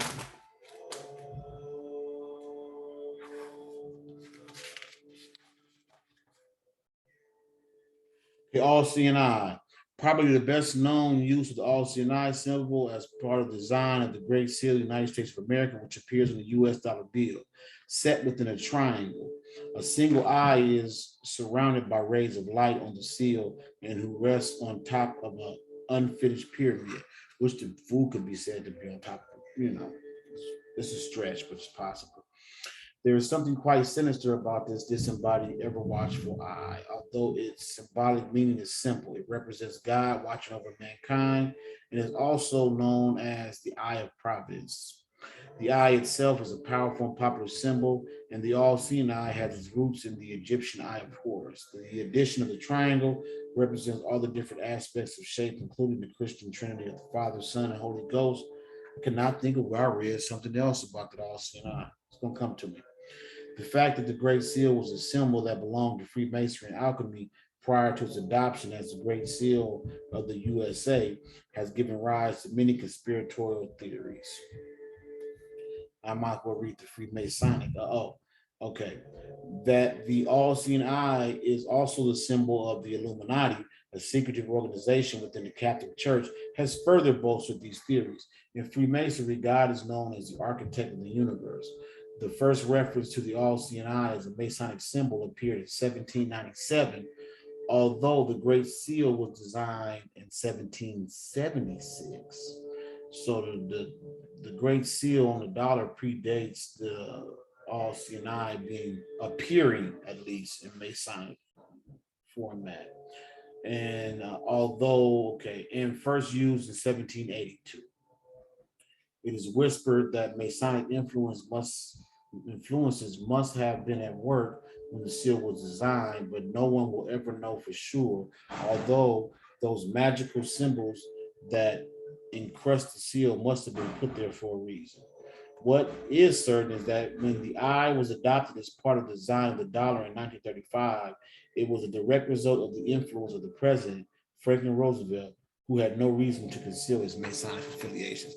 That did not quench my thirst, and I do want to keep moving, so I'll keep moving. I'm on page 29 of The Keys to Inner Space by Layman Hissey. Okay. The golden girdle encircling the fool's waist symbolizes time and has 12 circular ornaments referring to the 12 signs of the zodiac. To overcome the illusion of time, the belt must first be taken off before the dark garment of ignorance, delusion, and passion can be removed. The prancing white dog is a human adaptation of a wild and dangerous animal changed into a friend. So there we have two different, well, actually three, including mine, but two different meanings for the dog. One of paying no attention to materiality, but also as having tamed the prancing white dog as a human adaptation of a wild and dangerous animal changed into a friend, helper, companion of man. He is a symbol of the conscious mind or intellect subordinate to the higher self. Now here, Layman Hissey goes on to say, it took me 3 months working at odd times to complete all of the 22 cards. I'm going to skip that. The person.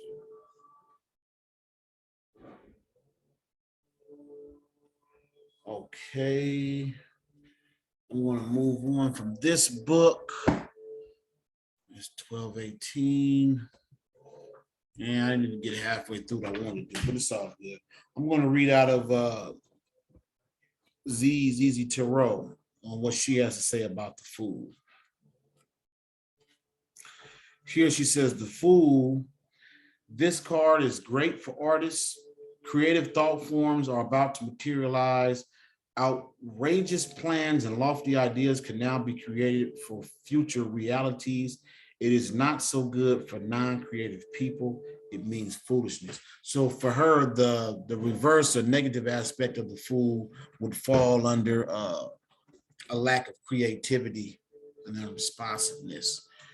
Next, I'm going to go to Teach Yourself Tarot by Phillip Cooper. I'm getting hungry too.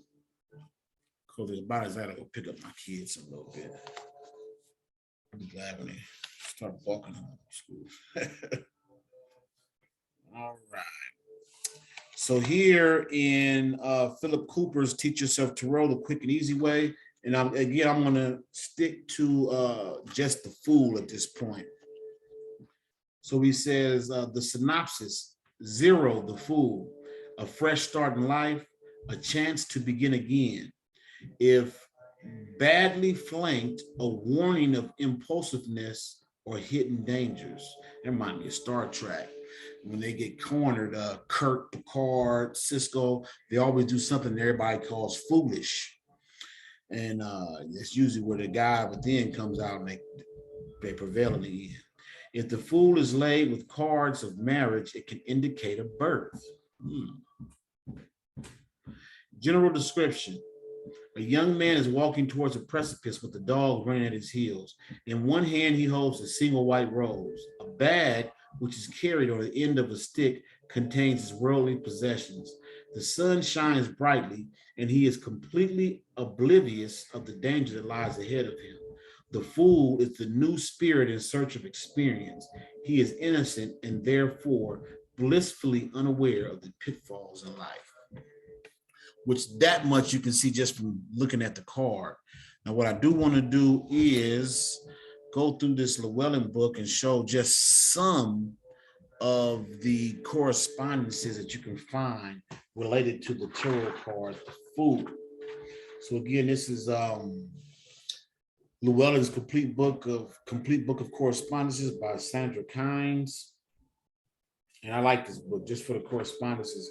It helps me to hammer certain things in, helps out it's real good to the rituals. If you want to do a very specific ritual involving herbs, plants, zodiac, whatever, it's really good here. And here I'm going to go for the first category of the Fool is under the title of beginnings. Zodiac: Aries, Cancer, Capricorn, Virgo. Moon phases: new and waxing. Season: spring. Celebration: birth of Isis, Embolic, New Year's Day, has the Ogum, Bait, I don't know how to pronounce that, the Ogum, that's purely, that's the runes and Nordic. Elements of air, earth, and water, direction east.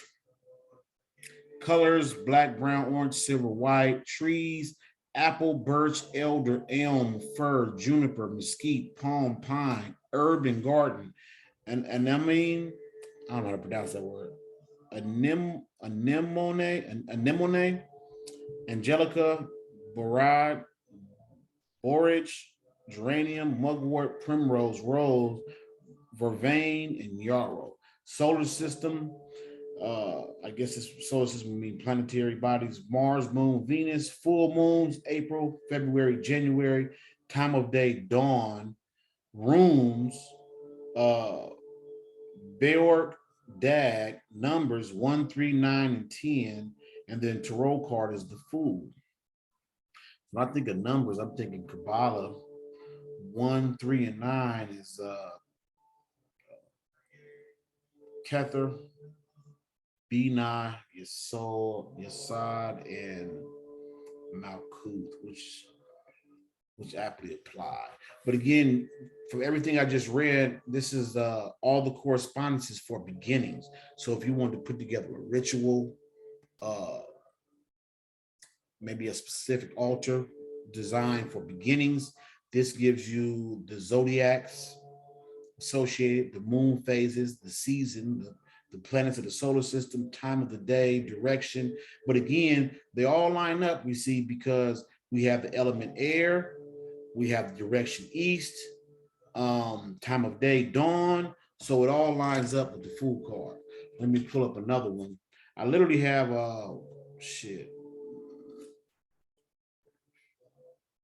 probably over a dozen Fool correspondences that I found in this book. I might not read them all, but I'll read most. And then cycles. Again, cycles: zero, rota, rotund. They all apply to the Fool. So again, for cycles, We have Zodiac, Capricorn, Virgo, solar system Moon, Agam, Ruiz, Runes, Dag, Jera, element Earth, color pink, numbers 3, 10, 12, 13, tarot card, Fool, High Priestess, World, Axis Mundi, myrtle, pine, miscellaneous plants, grain, mushroom, gemstone, mineral, moonstone, from the sea, moon, snail. This is for cycles. Now, goddesses, Aaronhold, Britannia, Kellich, Bure, Ceres, Sybil, Demeter, Eos, Fortuna, Gaia, Hecate, Isis, Juno, Astara, Persephone, Phoebe, Selene, Venus. I wonder if this is for menstrual cycles. But hey, menstrual cycle, it still would apply to all cycles. The Fool also has a correspondence in terms of for guidance. It will fall under the zodiac of Leo. Solar system would be the Moon, Neptune, Agam, Fern, and Tyne, Tine. Rune would be Rad. Colors blue, dark blue, brown, red, white. The tarot is Fool, which is needed, and then Sword, inner. Trees, alder, blackthorn, holly, rowan. Direction northwest of others. Dandelion, herb and garden, dandelion, honeysuckle, mugwort, sage, violet, yarrow. I'm just gonna read a few more just to show the different correspondences, especially in terms of ritual. We've read enough books here to show that you could even meditate on a certain card. If you wanted to, you could even set up a ritualistic space for each card if you're learning. Now, I didn't say this at the beginning, but it is said that you're supposed to, when you first get a deck, and then you hear people say, oh, you can't buy your first deck. Somebody got to gift it to you. Buy your own deck. You can charge it with your own energy. Now, you're supposed to go 3 days through each card, meditating on it, looking at it. Then once you go through every card, you're to go back through it, spending a week on each card. For the sakes of YouTube, I'm going to do a bare minimum one a week. I wish I could promise and say I'd do one every 3 days, but that's just not possible. Here, there's another correspondence under the topic of spirituality. Zodiac signs: Aquarius, Pisces, Sagittarius, Scorpio. We see Scorpio, you know, that all-seeing eye and that eagle definitely applies to the Fool. Jupiter, Pluto, moon phase, waning, full moons in April and March. Day, Sunday, element air, water, Agam, Fern, direction south. So this is more fiery. Colors blue, silver, violet, white. Chakra, crown chakra. Numbers 5, 7, 8, 11, 12. Tarot would be the Fool and the Hierophant. I'm not going to read all the rest of the other correspondences, but just so you see, there's different ways that you can lock in your personal understanding, because for somebody, I'm reading this and hopefully it's just making the perfect sense as to why this corresponds to the Fool. Now here we have peppermint. This is in the plant kingdom. Now peppermint is good sleep aid and dream aid. And I can see how that would correspond to the Fool. It says mentha, pepperita, also known as brandy mint. Solar system, it would be Mercury on the Cabalistic tree of life. That makes sense, which is hard. Zodiac, Aquarius, Aries, Gemini, Virgo. Elements air and fire. Direction south. Energy yang. Chakra would be throat. Tarot is Fool. Gods, Pluto and Zeus. And here it says intentions and power would be action, activate / awaken, authority, awareness, banish, calm, which is the inner, challenges, changes, clarity, concentration, focus, creativity, divination, dream work. I mentioned that at the outset. Energy, healing, intelligence, life. Intelligence is also the Mercury aspect. Life, love, encourage, luck, lust, messages, omens, and dreams. It's a really good book. I've had it. I haven't had it too long, but I've had it enough. Uh, it's definitely not a book that I would read cover to cover. It's more of you go to when you need it, just to find correspondences. There's also a full correspondence to ginseng, and yeah. Okay, let's see. Let's find a couple more to read. I'm gonna flip through here. Mineral Kingdom. There's a tarot correspondence to Aventurine, and it is the zodiac will be Aquarius, Aries, Virgo, Mercury, Uranus, Venus is the solar system. Full moon March. Day will be Wednesday. Element air, energy yang. Chakra will be heart and sacral. Number 3, directions north and west, and the tarot card will be the Fool. Issues and intentions and powers, abundance, activate and awaken, a balance, banish, changes, change, clarity, community, compassion, confidence, courage, decisions / emotions, lift, emotions lift, empathy, energy, friendship, friends, happiness, healing. Green aventurine, the green aventurine, anxiety, calm, issues and intentions and powers, the green. Anxiety, calm, creativity, independence, intelligence, luck, money, the senses, sight. Strength is going to be inner strength, success, visions. Reddish brown aventurine, issues, intentions, and powers, luck, power, personal, self-worth. Let me read one more, and that's probably going to be, I'm going to wrap it up after this one more. Yeah.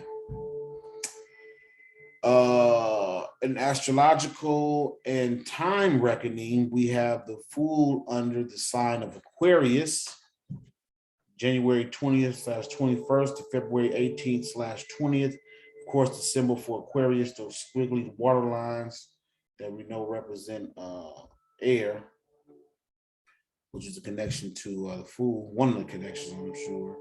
Neptune, the solar system will be Neptune, Saturn, Uranus. Season winter, day Saturday, celebration symbolic, IMBOLC, rooms, Hegel and Siegel, element air, energy yang, number 11. Colors blue, but I think 11, even though I know in Kabbalah there's only 10 Sephiroth, not 9, not 11. But the Da'ath is the Sephiroth that is not a Sephiroth. So equating the Fool to possibly Da'ath, which it is a straight line. They're all on that middle pillar from Malkuth to Kether. So chakra, throat, brow, and crown, tarot card, cups, Fool and star, trees, acacia, apple, ash, aspen, cherry, cypress, hawthorn, mimosa, olive, pine, and rowan, urban garden, dandelion, foxglove, iris, lavender, peppermint, rosemary, sage, violet. So a huge, we just seen 2 connections to the Fool and peppermint, which is dreams and etheric projections, astral projections, lucid dreaming, dreams, OBEs. I think all of that shows the meditative qualities, the connection between the descent from spirit into flesh, into matter, and also a means of climbing back up that ladder and ways to attain that gnosis for yourself through the use of dreams. I think I'm going to stop right there. You know what? One more. Let's go to the Cabalistic Encyclopedia by Godwin. The first thing I'm going to look up is the Hebrew letter Aleph. First letter of the Hebrew alphabet. glottal stop, transliterated as apostrophe or yod. Spelled out ALP, ox, 831 or 111. Those are in gematria, corresponds to the element air, the 11th path between Kether and Chokmah. That makes sense. And the tarot trump 0. The fool for additional correspondences, see Ruark. So let's go to Ruark, which is the Hebrew word for breath or wind. Remember, we read also that the bag he carries there is a translation that equates it to bag of wind or bag of air, right? So Ruark, breath, wind, spirit, middle part of the tripartite, soul, representing the mind and reasoning powers. Air, one of the 4 elements associated with Aleph and the 11th path, cardinal point east, Mizrach, tetramorph man. Okay. We also have a correspondence to the evangelist, which would be Matthew, the color yellow, which is very prominent in the fool card. So Ruark, or that breath, is very prominent in the tarot card of the fool. Let's go back real quick. Let's go back to the Bolton one. You see how much yellow is in there? Properties, hot and moist, elementals, sylphs, Mercury, mind, spirit, letter of the tetragrammaton, Wav. Cabalistic word, Yetzirah, archangel, Raphael. Raphael presides over Yesod. Angel, Chazan, ruler, Ariel, king, Peralda, supreme elemental king, Enochian, Teolioj, demon prince, Azazel, demon king, Orion's, demon king, Goetia, Maimon, river of Eden, Hydekiel or Tigris, infernal river, Coptus, tarot card, 0 to fool, tarot suit, swords, tarot court cards, kings, princes, Enochian word, exarch, Enochian divine names, Oro, Iba, Azu, LZPI, I don't know how to pronounce that word. Tatwa Vaya, blue circle. See, whenever I hear Tatwa, I'm thinking Travis Majors. I gotta get on, I gotta eventually make my connections between what I know in terms of Kabbalah and all of this and Hindu sources, which is something that Travis Majors does excellently. I just got to go back. He posts all the books and he reads them. So either you can buy the book and read yourself, or you can listen to him read it for you. Scent, galbanum, humor, phlegm, Jungian function, thinking, Chinese system, East, blue or turquoise, dragon. A couple more in here for the fool. Let's see what we got. Oh, the fool, Kessel. Whenever I hear Kessel, I think of Star Wars. Han Solo did the Kessel Run in 9 parsecs. Mystic number of the 15th path. Kessel equates to 120. That's why I'm going to, I went from Kessel to the number 120. Between Hokmah and Tiferet, Hay or Aries. Kessel is equal to the fool. So with that, I'm going to wrap this up. I don't know how many hours we've been getting down, at least 2. The next time we get down, we will do more of a recap on the fool, and then we will dive into Paul Foster Case's The Tarot, A Key to the Wisdom of Ages. I sincerely appreciate anybody that hung around all this time. If you haven't already, like, subscribe, share.